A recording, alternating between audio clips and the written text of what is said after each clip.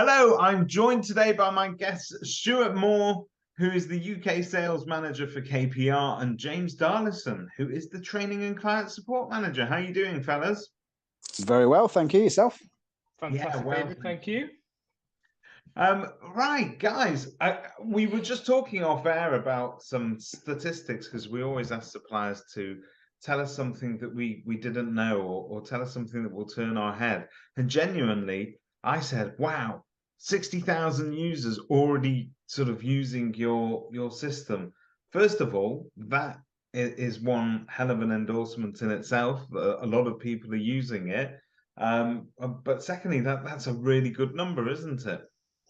Yeah, I mean, like we were kind of saying off air, we operate unlimited users through our software, and we've done that specifically because we feel that the best way to get feedback about app development and things that clients would want to see is to offer it and let as many people that need access to it have access to it, especially when it comes to things like sort of holiday cover. Because if you're kind of limiting the amount of users, it might be that someone's off, so you need someone else to go and do the report. But the person that's off, would they necessarily want their name going on a report that they haven't actually done, or an inspection that they haven't done? So by having the unlimited users, it just opens up a wealth of opportunity for us to get as much feedback as we can from clients.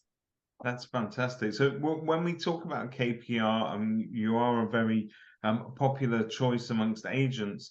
But when we talk about the sort of reporting, the functionality that you offer, your main USP is that you are the only three in one solution for lettings agents, and that you're covering sort of those main areas that people are looking for, which are inspection, maintenance, and compliance reporting. Just tell us how unique that is, then, in terms of the other products available in the market. I know, don't expect you to go into detail about that, but what we want to hear is why KPR stands out there. Do you want to field that one, James? Because I know you've been with KPR since day dot, really, haven't you? I have been with KPR with day dot. Well, we've just figured out. KPR has been going for the past 9 years as a company, and why not give the agents the option to, when they're reporting maintenance issues, to keep it all within KPR and send those maintenance issues straight off to the contractor, all through one place without having to send it elsewhere. And then those maintenance issues can be updated, and then we thought, let's go one step further and bring in the compliance, so they can upload gas safeties and stuff. And our automated platform called Willis will remind the agents when their compliance certificates are due to expire, and then they can instruct their contractors to do to redo the gas safeties and the EICR. So it's keeping them compliant and keeping them happy and helping them. Not so many tabs on the computer screen. Not so many tabs. I've only got 3,000 tabs open at the moment. So James is very much a 1 or 2 tab kind of guy. He hates mine because I've got about 20. Yeah, I've got 1 tab open at the moment, and that's this meeting. But you know what? Genuinely, I think that's a very important point. Actually, I think a lot of software and systems that we now use, every one of them is another tab. There's a lot going on at the same time, very often for agents running different systems concurrently. And so I suppose if you have got a solution that offers more than just one element of functionality, you are in effect stopping people from having to switch over tabs. I imagine a lot of duplication of data and therefore errors as well. So if you're having to input things in 3 separate places. Yeah, and one of the biggest things with, especially when you look at the compliance side of things, so obviously James is touched on the agent sort of driven compliance, so the gas safety, EPC, etc., expiry date stuff you would manually sort of upload to the system. But then you've got the report driven compliance, so your smoke and CO detector, legislation in the fit for human habitation that it tracks through the midterm reporting cycle. But one of the biggest things with the compliance side of things is you do sometimes get feedback from people saying, oh, well, our CRM does the compliance side.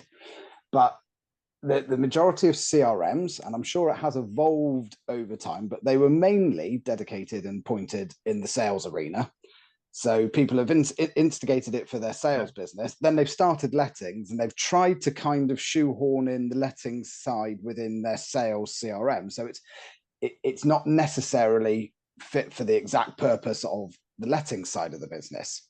So by having this functionality in our system, it really does help them.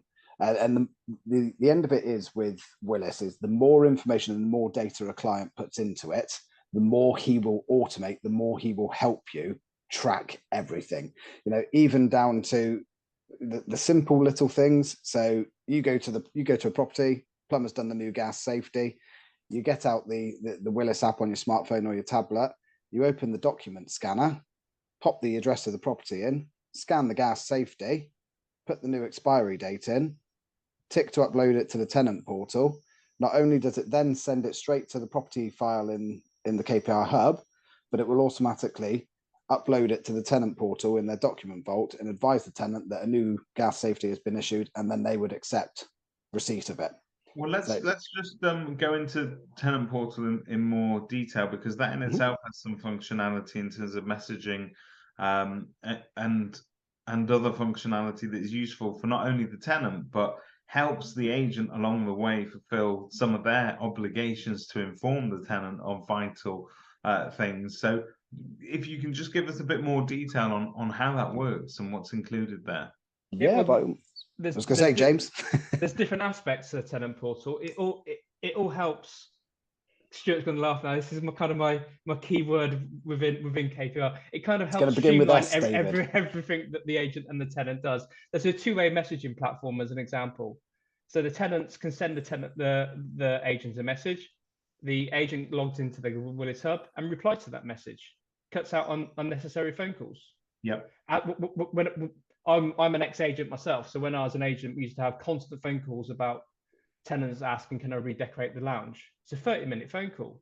Yeah, that can be done in 2 or 3 messages. Done. Agent moves on to something else. Tenant gets on with their life. Fantastic. There's upcoming dates. When you book an inspection, Willis will send notifications straight to the tenant automatically, date, time, and the person who's doing the inspection. That in itself has got kind of like a security aspect, because the tenant knows who's coming. And then if the inspector is carrying some form of ID, the tenant already knows who's going to do the inspection, so agent can prove that it's them that's coming. And in terms of that, I'm presuming compliance and proving that you've responded to repair requests, vital inspections that are needed, checking of certain items within a property, if it was testing fire alarms or whatever it may be, recording all of that and having it sort of date stamped in your app and having it there in itself is leaving that digital trail of breadcrumbs that if you need to make a case and if it ever needs to be referred to, it serves as a record in itself, doesn't it? 100%. Yeah, everything is date and timestamp. So the two-way communication, date and timestamp, so you can see exactly when the message was sent, what time the agents responded, and how long it's taken them to do so. But you go, like you say, one step further with the recording of the smoke and CO detectors when you're doing your inventory or your inspections. Have they been tested? What's the expiry date of them? Because before I was an agent, I didn't know that smoke alarms had an expiry date, and I'm sure there's loads of people out there that go like, "What? They've got expiry dates?" And it's like, yeah, they do. But with the tenant portal, it goes sort of one step further as well. So you do your inventory on the KPR system, sync that with the back office. You're then able to send the inventory to the tenant. So an email and a notification goes into the tenant portal. So then they have 7 days. So Willis will automatically do this. He will remind the tenants. So they have 7 days to accept and put their notes and comments and photos to the inventory. And they can do that via the tenant portal. If they're happy to accept it, they can e-sign the document via the tenant portal. After day 7, if they haven't engaged with it at all, Willis will automatically lock that inventory down, and then they can only view it. So it's accepting the condition because they've not made any comments or anything. So it's just these extra little bits that, go into it, which just improve the journey. And you kind of alluded to it earlier about the maintenance side of things. Yeah. So the maintenance falls within the tenant portal. So our tenants have 3 ways to report maintenance to KPR client agents. They can either do it via the tenant portal, they can do it via a branded web link for the agent's website. And the best one, which our agents absolutely love, is a QR code, which is specific to each individual property. So we've got agents that will laminate it and stick it on a boiler. We've even had some that have, had it put onto fridge magnets and key rings. And literally all the tenant will with their smartphone. Exactly. Literally open the smartphone, scan the QR code, load straight through to the maintenance reporting form. And what we've done with our maintenance as well is we've specifically made it as simple and easy as possible for tenants to do. So there's no clicking on images multiple times and things. It's just a form. What is the issue? Tell us what the issue is. Is it health and safety?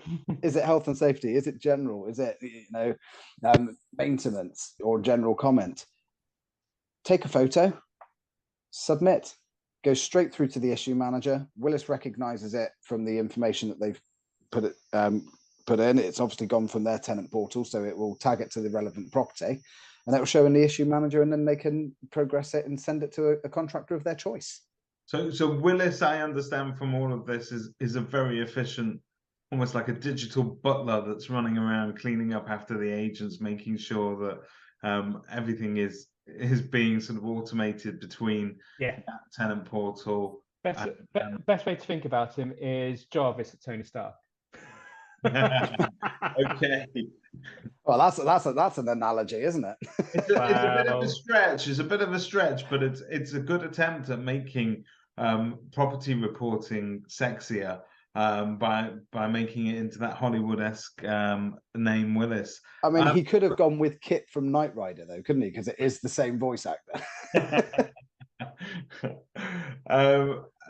But that is superb, because that then allows the agent to sort of use this in full functionality for repair reporting. There are other solutions available, but why wouldn't you take advantage of the fact that this is in one place? And in many ways, you want the tenants to sort of get trained to view one particular app or one particular portal as being the one place of truth that they go to. You've got the document vaults there that they can get anything that they need in terms of their tenancy from. They can also report repairs. They can communicate with you. It's perfect, isn't it? One of the biggest features within the tenant portal itself is the self-assessment report. So that really came about because of lockdown. So instantly overnight, couldn't go and inspect a property. So what the guys did at KPR before my time, they introduced the tenant self-assessment, and it's now forms as part of the midterm cycle or as a default. So historically, agents would try and do 4 midterm visits a year. Yeah. And then they get to 100 properties, 200 properties. They grow and grow and grow. And then they just found that there was no way that they could keep on top of the visits. So lots of them would either drop it down to 2 visits a year, or they drop it down to 1 visit a year. And as a consequence of that, what you're finding is actually you're not offering the landlord the same level of service that you were historically offering them. Yes. So by using the Willis system and implementing the kind of default way that the midterm reporting cycle is set up. So it's set up that you do an agent midterm, then 90 days later, Willis will automatically prompt your tenant to complete a tenant self-assessment report. Further 90 days, you do your next agent midterm. 90 days after that, another tenant self-assessment. So what you're getting is 4 condition reports of the property a year, with you only visiting it twice. Yeah. And James always calls the tenant self-assessment the Marmite button. You got some agents who love it, some agents who hate it. The agents that don't like the tenant self-assessment generally are the ones that say, I don't trust my tenants to answer it honestly. Yeah. And I can get that side of things, but the ones who love it for the declaration question at the very bottom, because the tenant has to click it to submit it, and it says, I confirm that to the best of my knowledge, everything, it's a true and accurate reflection of the property, effectively, is what they're ticking to say. So actually, if they submit that, And then when you go to the property next, it completely contradicts what they've put in their tenant self-assessment. Yeah. Again, when you're talking about your audit trail and building evidence, if you ever need to go, to dispute with your deposit protection provider, you've got, well, you told me nothing had changed in the property, and I've come round and you've decorated the lounge black. Yeah. Kind of, that's an extreme sort of example, but it's a brilliant addition to the reporting cycle. It's interesting because I suppose the pandemic did teach us one thing. It's that we cannot say, well, this sort of thing will never happen. I don't think we can afford to say it will never happen again. We hope it doesn't, but if you have necessity to sort of use the system like that, where you're not physically going to be able to do everything that you were once able to do, it's lovely to have these backups, isn't it? Yeah, massively so. Well, self-assessment's not. It's more than a backup, because a lot of the feedback we get, our tenants absolutely love it, because they're not being hassled every 90 days for an agent visit. It builds a strong agent-tenant relationship, which is so important, especially when it comes to the end of tenancy checks. Yeah, and it does confer some sort of, I suppose, trust with the tenant as well, because you're asking them to self-certify themselves, and therefore, you're not doubting them. They just need to actually go on the record as saying, yes, that is a true representation of what it is today. It's sort of twofold, isn't it? It's twofold with it, because by allowing them to submit the 2 self-assessments, you're, as I imagine with most agents, AST, you can tell I used to work for Property Mark when I say this, but it's going to enhance their quiet enjoyment that will be written into their AST. So by the less interruption, they're getting more quiet enjoyment for the property. And then secondly, like you say about the trust side of things, tenants can view property visits or midterm inspections as you're not actually there looking at the property. You're kind of you're scrutinizing, you're reviewing me, I'm under investigation almost, and they kind of feel it's them that's being looked at rather than the condition of the property and whether there's any maintenance requirements. So again, it's another added kind of side of it with going, well, we're trusting you to tell us if there are issues. So in terms of the application though, for KPR and how your users are currently using it, we've touched on sort of midterm reports and at the beginning of a tenancy as well. Is that the main mode of use for most tenants? Are there other applications as well? I noticed that housing associations also use your software, so it can be applied to other fields, can't it? Do you want to field that one, James?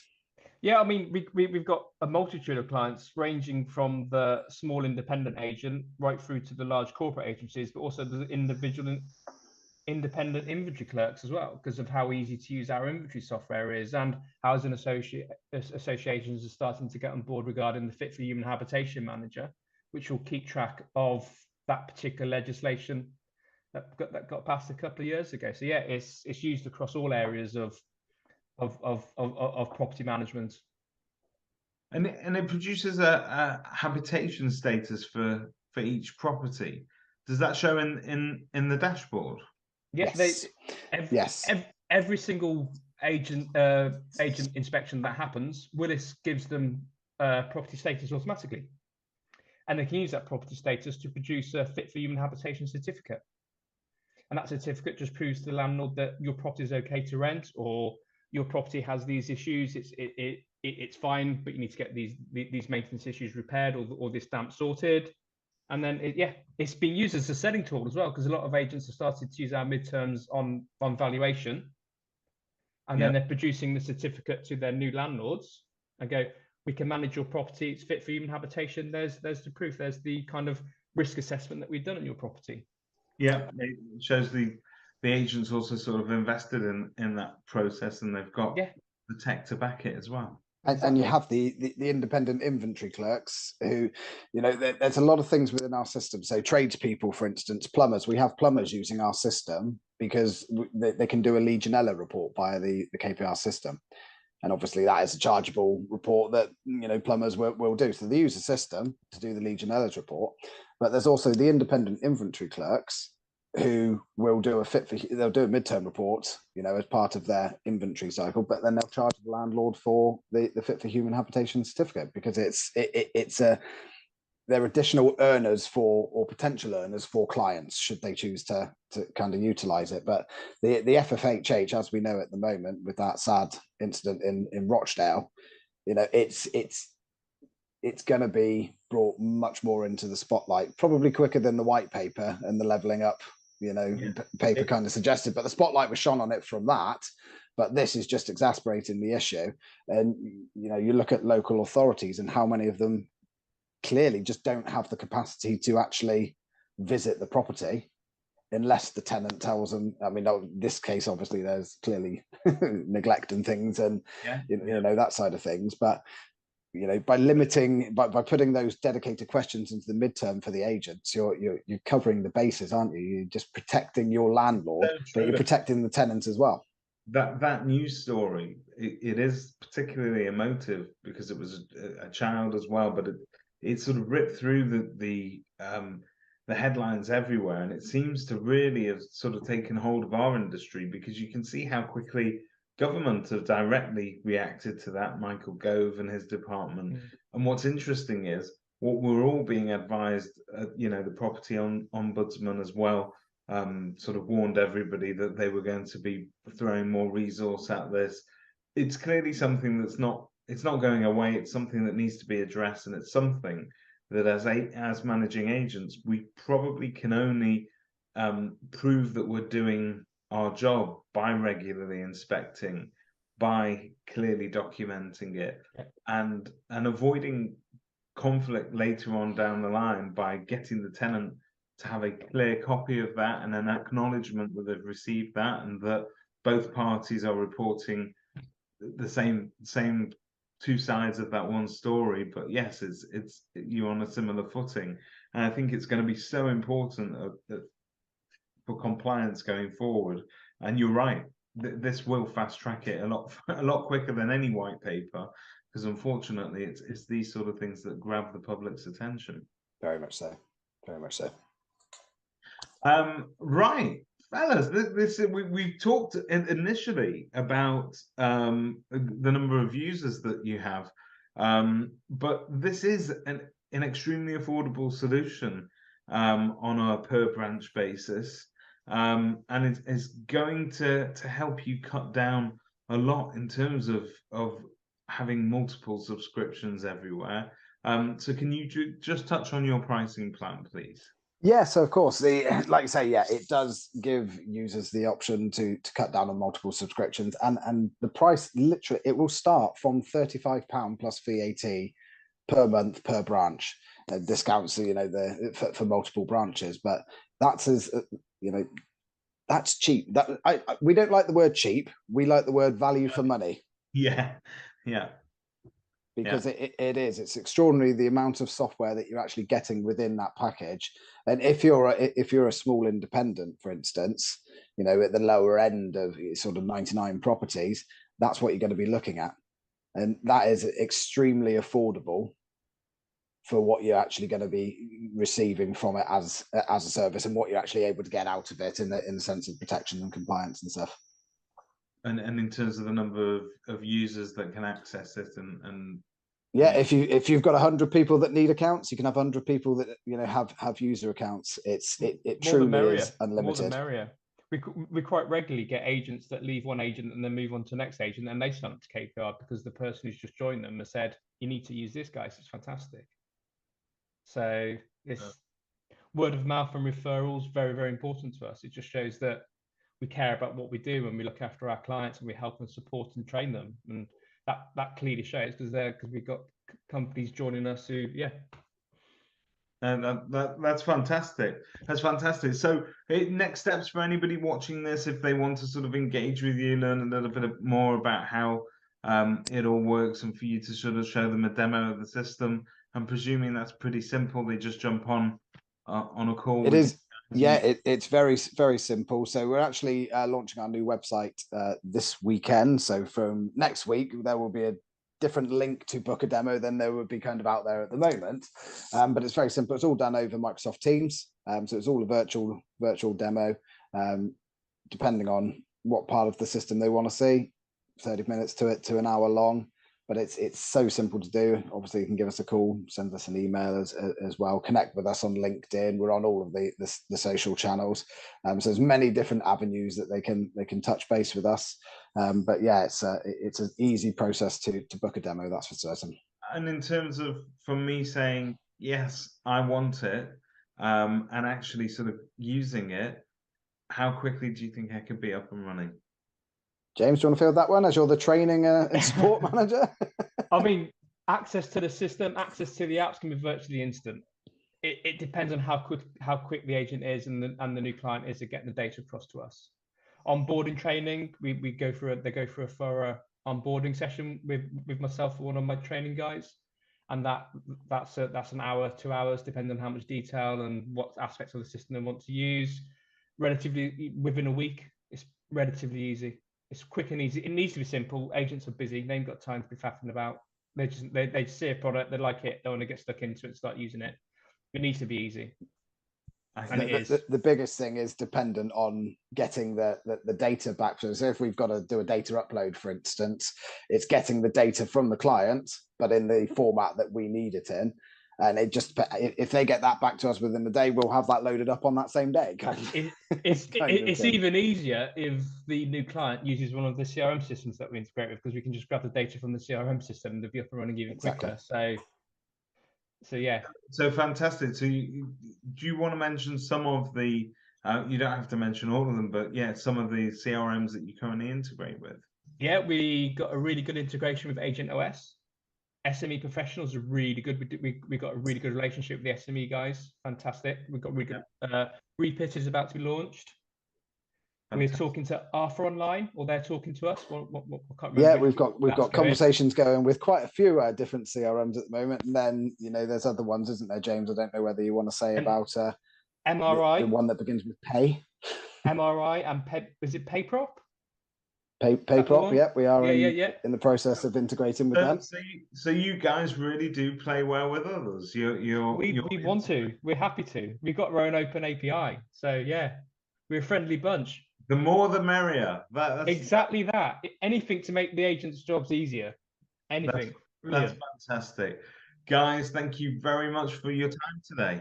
No, you're welcome. Thanks very much. It's been an absolute pleasure.